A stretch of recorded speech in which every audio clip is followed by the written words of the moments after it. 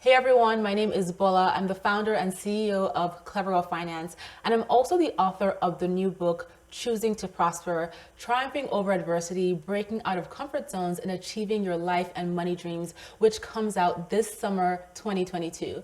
Welcome to Clever Girl Finance TV and to a new episode of Real Women Talk Money.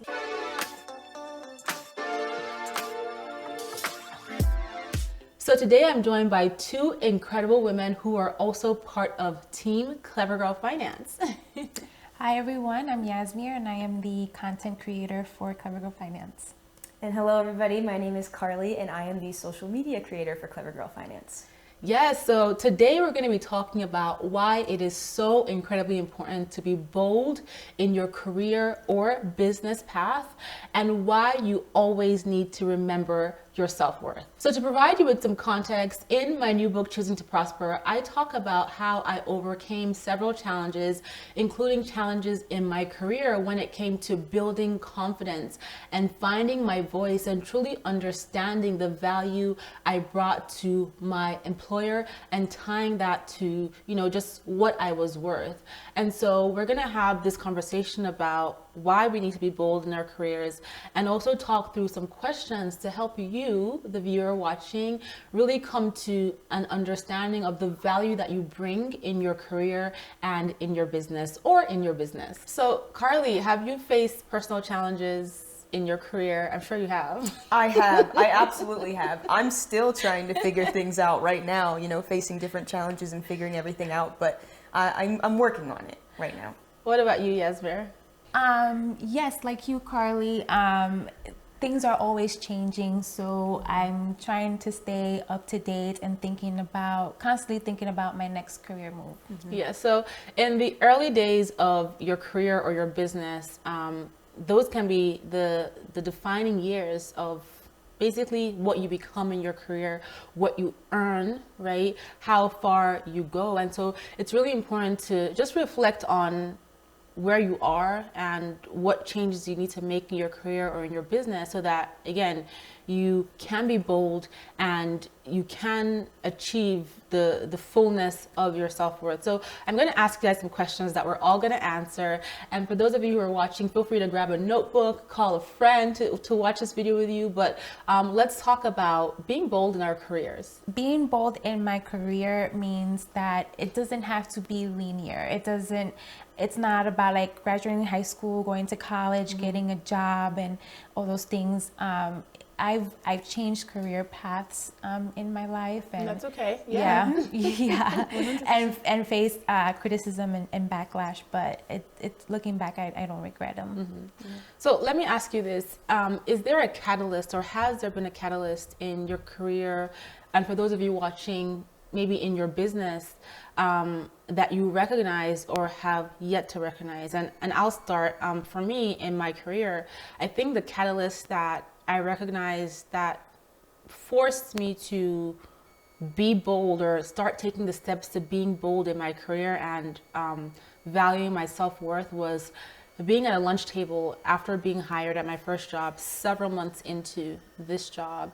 And I was at a table with my peers. We all had the same education level. We were all hired into the same position. And we started talking about salaries. Mm-hmm. And I realized that I was the lowest paid person at the table. Wow. And it was simply because there might have been other factors, because I was also the only Black woman at the table.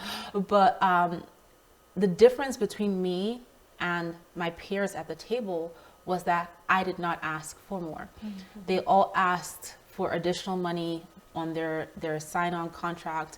They all asked for bonuses. They all asked for all these different things. Mm-hmm. And I was so angry with myself. Mm-hmm. That, when it came to delivering work, I did a better job than half of them, but then I was now the lowest paid. So that kind of lit the fire under my butt. Like, Bola, you need to get yourself together and find your voice and showcase your talent and let your employer know the value of what you bring and figure this out. What about you, Yasmir? Very similar to your story, Bola.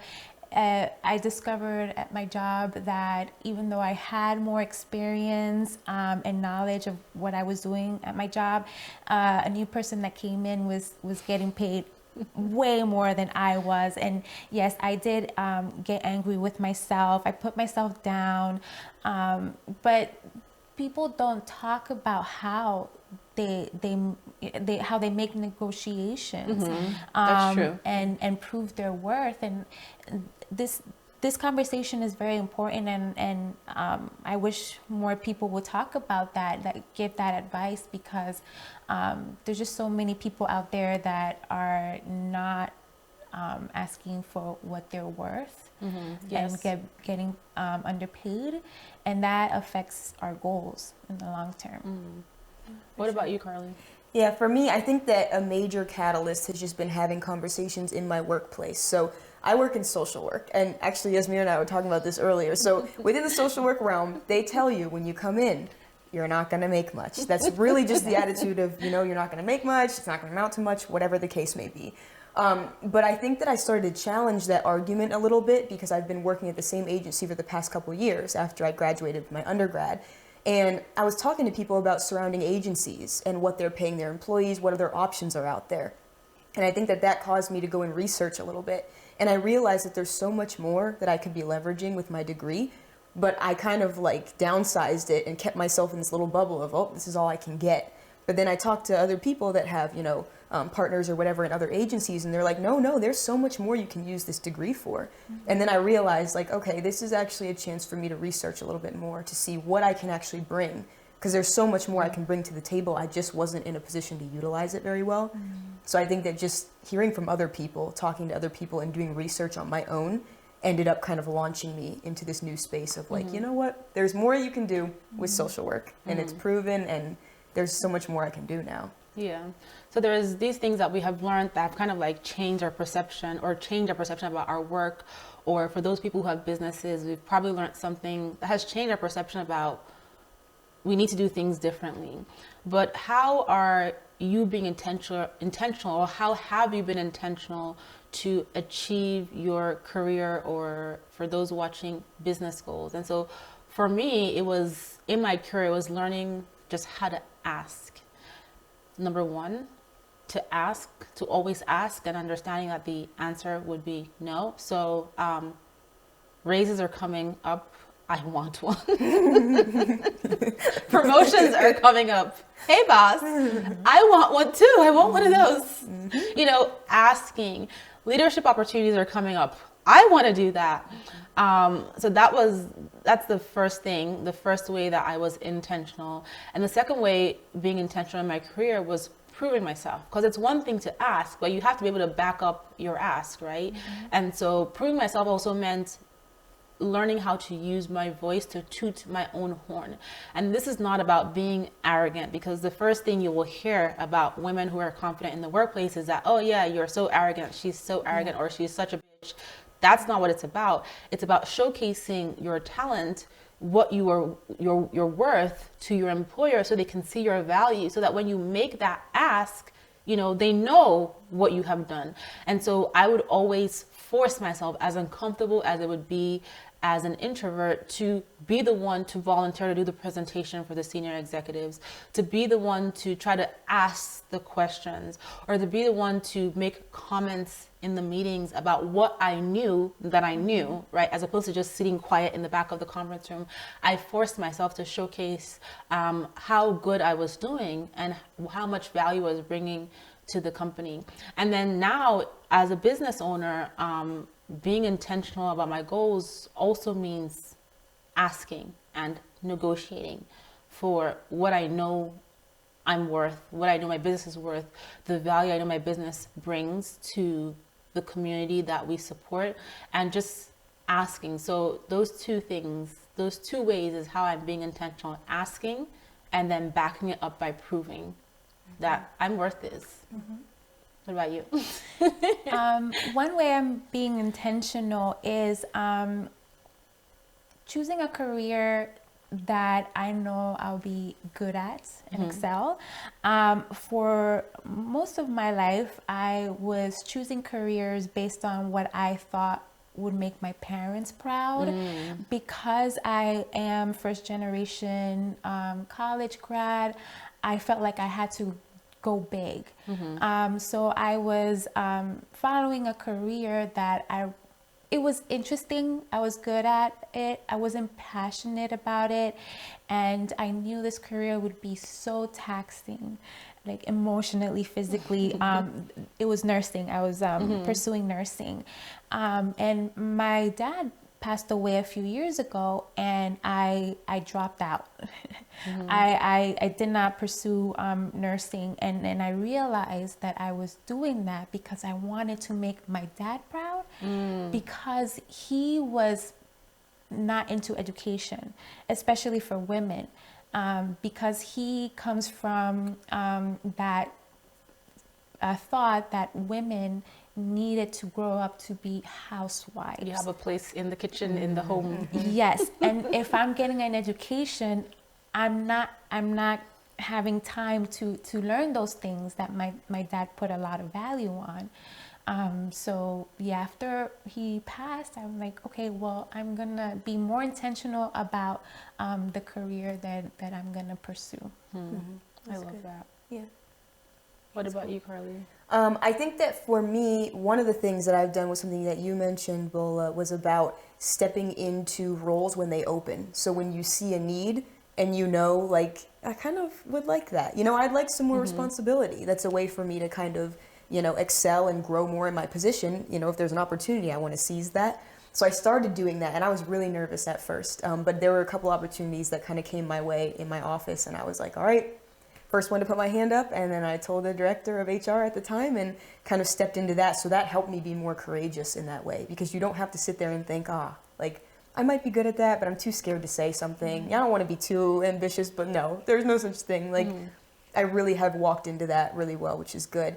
And the other thing that I'm choosing to do now is also to further my education. So going to get my master's starting this summer too, and that opens up more doors in the social work realm with that degree.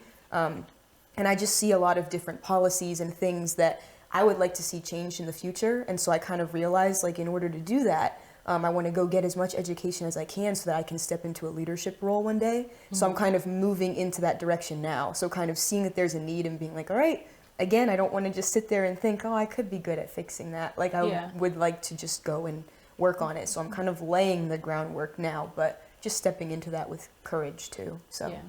And I think something important for all of us to think about, whether we are in a career or a business, is to not get comfortable with where we are.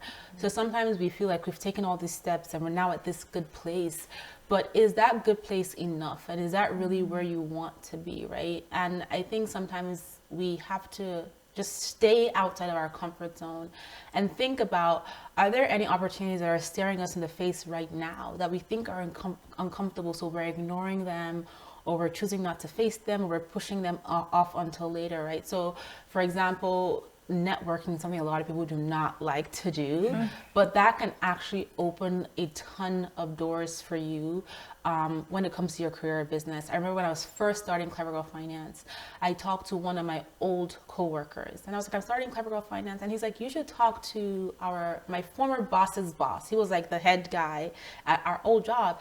He's a serial entrepreneur. He can really help you. He knows a lot of people. And I'm like, why should I talk to him? Like, he doesn't care about me. I didn't even like him. And I pushed off, and I didn't want to talk to him because I knew that he was going to challenge me. He was going to ask me the hard questions about the business I was starting that maybe I was not ready to answer. And so I was like, yeah, I'll contact him, whatever, because my old coworker kept talking about it. And I did not contact him until he called me. And he's like, hey, I heard you're starting a business. I'm going to ask you the hard questions, right? So it's about not letting opportunities pass us by. And I think I was lucky that he called me, because maybe I would not have called him. It's about not letting opportunities pass us by because we're choosing to stay in our comfort zone. So do you need to network? Do you need to ask? Do you need to go back to school or get a certification or something that's going to be uncomfortable to help you get to that leadership role, help you achieve that business milestone or that career milestone? That's something that we all need to think about and not get comfortable in that space because we've achieved something and now like, oh, you know what? it's nice here. It's cozy here. The other thing I wanted to talk about was something that you mentioned, Yasmin, which was negotiating. And you mentioned that not a lot of people talk about how they have negotiated. So my question for you guys is, how have you negotiated in the past? For me, I was going to transition into another role at another organization, and they gave me a salary, and I almost went with it, but I told myself, let me just push myself and ask for more, but I couldn't find the courage, so I reached out to you. And I was like, listen, girl, you better ask. As you should. Yes, and I did, and I was so scared that the offer would be rescinded, but they came back and they offered me more, and I was so relieved and happy and very proud of myself.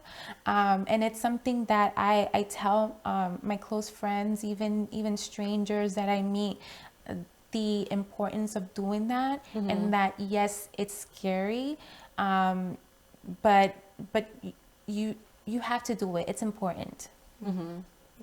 What about you, Carly? Yeah, I would say that for me, one thing that I'm really grateful for is that I have a supervisor that really has my back, and he really understands kind of just where I'm coming from. We kind of have the similar social work journey as well.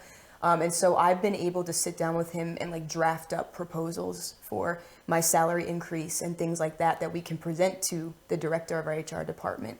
And even just sitting down and writing those things out so that you understand how it's written, or even just getting past that first step of writing one for the first time was hard for me.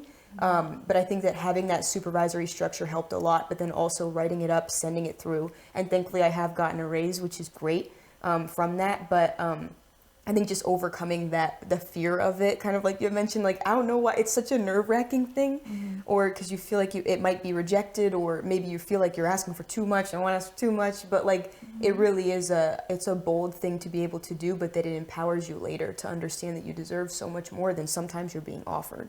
So I think writing that up and having the supervisory support has really helped me a lot in my workplace. Yeah. Yes, and one thing I want to add is that it's imposter syndrome too. Yeah. That was holding me back because I was pivoting from nursing into a career in HR, and it would be my first time, and I had very minimal experience, but I did prove to the organization that I have these skills that I can transfer into my role.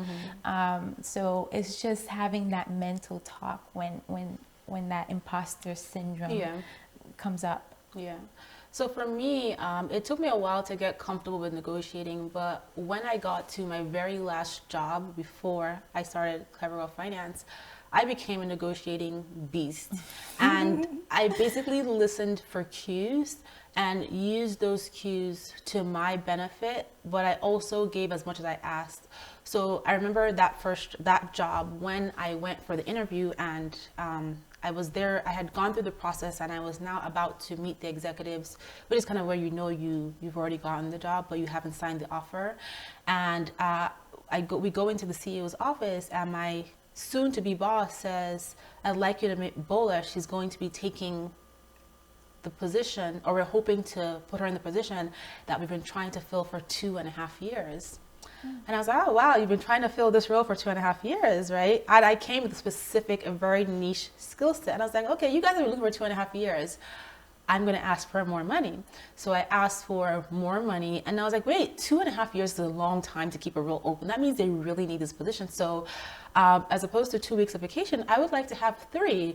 And like, well, only senior executives get 3. I'm like, but this is all the amazing stuff I bring to you. I'm going to be bringing to your company. So I would like 3. So I got 3 weeks of vacation. So I start the job, and they have this opportunity for someone to volunteer for training to learn a system that nobody else knows how to use. And I'm like, I'll do it. So I do it, and I become the master again of this particular thing that nobody in the office knows how to use. And I'm like, oh, I would like to work from home some days, but we don't have a work from home policy. But I'm the only person who knows how to do this. And if I can't work from home, it might be really hard. So I negotiated that. You know Nice. what? I'm working from home, but I actually need to have 2 monitors at home to do the work you need me to do, given that I'm the only person who could do this. So I negotiated everything possible, from my salary to my computer to my vacation. I negotiated a chair in the office because my back hurts. I negotiated all kinds of things, everything, right? But I did it in a way that I showcased what I brought to the table, and I proved why I was worth getting what I was asking for. And I realized that the worst thing that could be told to me when I asked for a chair or for a monitor or for extra vacation or for a raise or for a bonus was no. And I remember every time my boss would give me a compliment, I would note it in a document on my desktop, right? And I would keep track. Oh, he said this. I did this great. And it was small things, but I kept it. And then every now and then I would review it. And so when it came time for promotions or bonuses, I would say, hey, boss, I'd like to talk to you about the upcoming promotion and raises season. I want to get the maximum raise, and I want to get the promotion. These are all the things I've done at this company. What else do I need to do to make sure I get the top raise? I don't just want a raise. I want the best raise that you can afford to give me. And so I got comfortable having those conversations. And I think for anyone watching, you have to get comfortable with asking, but also get comfortable with proving yourself so that whoever you're asking remembers why you are worth this, and being confident when you ask. Because sometimes people will try to talk you down. Who are you to do this? Why do you think you can do this? You can't do this. And you will say, yes, I can. And guess why? Because here's the list I've been keeping of all the amazing things. And guess what? I'm the only person in this company who knows how to use the system. And guess what? You've been trying to hire this position for 2.5 years. You need me. I don't need you. So that's kind of like, those are my tips for negotiating. One other thing I wanted to talk about was inappropriateness at the workplace, because this is something that is not talked about a lot. And I find that inappropriateness happens in many different forms at the workplace. Can I touch your hair, for example? Not that that's necessarily a bad thing. Like if my friend wants to touch my hair, sure, but I don't know you, coworker. We never talk, and you walk up to me and you want to touch my hair. That's an example, right? Or just people making you feel uncomfortable, or office bullying, office shaming. And I think it's worth having the conversation about if you have experienced it and how you have handled it. Yeah, I have two experiences. The first one is my hair wasn't like up to par. Was not good enough for the office? Yes. So I was constantly told to tie my hair, whereas people with straight hair could let their hair down. And I was very young and naive back then, so I didn't say anything back, which I regret. But it's just something that made me uncomfortable, and I had shame of my hair. Your hair is beautiful, by the way. It's amazing. Thank you. But yeah, I didn't do anything there. But in my previous job, I did work in a very toxic work environment, whereas if you did a little mistake, you get reprimanded. Often, in front of your coworkers, very, very inappropriate and not okay. And it was just that culture of just toxicity was like normal. No one fought back. And so I didn't see myself making a change there, because a lot of people were used to it, that I just decided to look for another job. And my current job is the total opposite. Very supportive, friendly. They don't reprimand, they coach. And they're very invested in my career path. They actually tell me, listen, you're welcome to stay here for as long as you want, but eventually we want you to find other opportunities elsewhere if you don't find them here. And it makes a difference. I think that it can be difficult when you're in that situation where someone is telling you, oh, you can't have your hair like this, or you made this mistake, and embarrassing you in front of your coworkers, one option is to exit, obviously.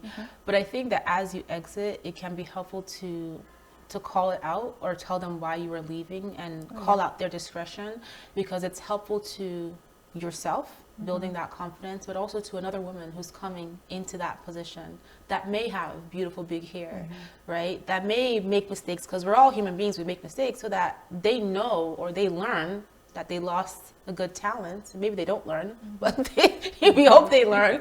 And, you know, you kind of set the stage for her to be successful despite the madness that's happening there. So just something to think about. So for me, I had two instances that several instances, but two that I will share here.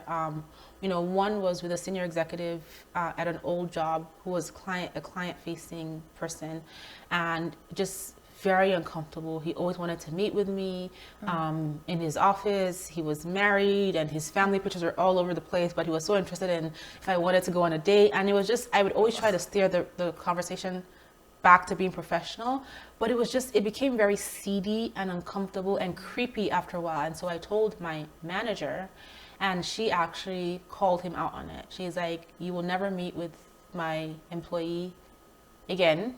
And if there's anything you absolutely need to tell her, you will tell me.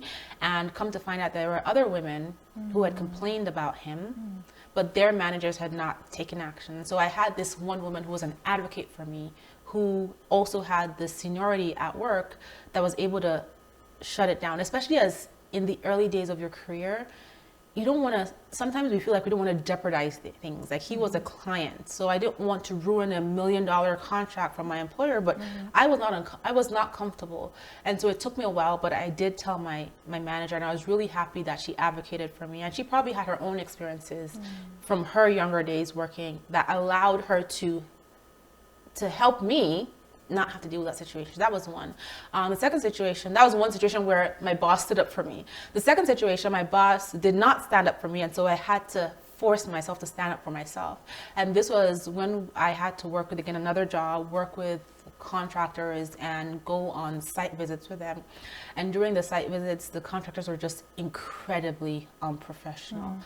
Unprofessional, patronizing, making advances. I didn't like, you're cute, hey girl, you know, those types of catcalling, insults.